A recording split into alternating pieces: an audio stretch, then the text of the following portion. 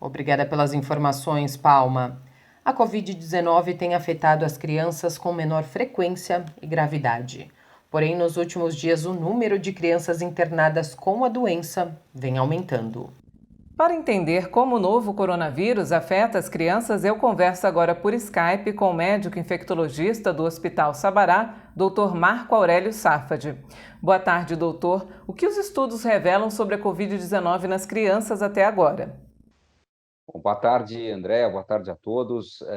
Eu acho que a gente teve oportunidade ao longo desse ano, né, de aprender alguns aspectos em relação ao comportamento da Covid-19 em crianças. Então, de maneira muito resumida, a gente pode dizer que é uma doença que tem um impacto muito menor do que aquele verificado em idades mais avançadas, particularmente entre os idosos, ou seja, a despeito das crianças se infectarem e apresentarem, vamos dizer, quadros clínicos da Covid-19, a porcentagem de casos que evoluem de forma grave, com hospitalizações e desfechos, vamos dizer, mais preocupantes, é muito menor do que aquele verificado entre os adultos. Esse é um ponto importante. Outro ponto a se destacar é em relação aos aspectos da transmissão.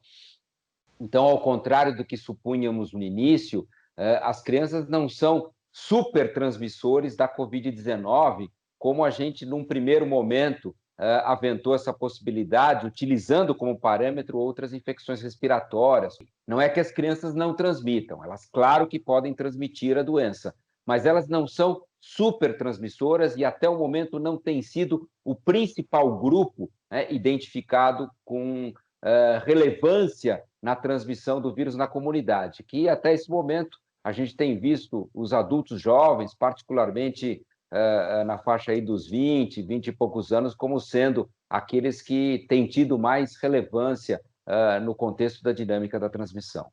Elas desenvolvem os mesmos sintomas que os adultos? As crianças, de forma geral, apresentam sintomas mais inespecíficos, ou seja, não há um quadro típico em crianças.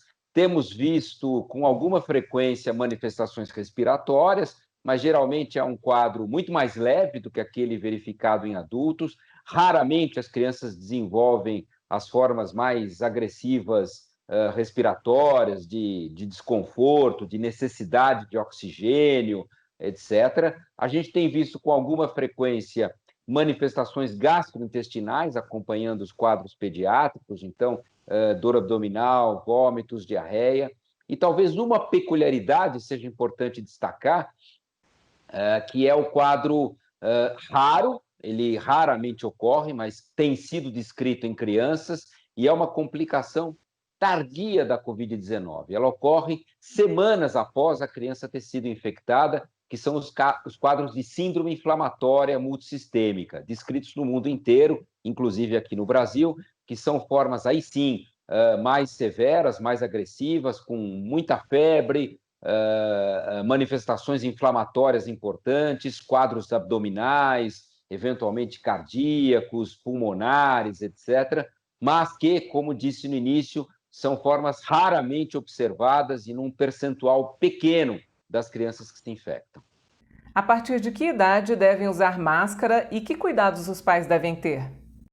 Bom, o tema das máscaras, talvez as máscaras sejam um dos grandes aprendizados da pandemia, né? Então, hoje nós reconhecemos nas máscaras, nas barreiras, como podemos chamá-las, um instrumento muito importante de proteção para a nossa população, né? Então, isso, de fato, diminui o risco da transmissão na comunidade e não é diferente com as crianças. Então, as crianças que se sentem aptas a utilizar a máscara, elas devem fazê-lo quando estão em situações de exposição, de aglomeração, por exemplo, né, no ambiente escolar, etc.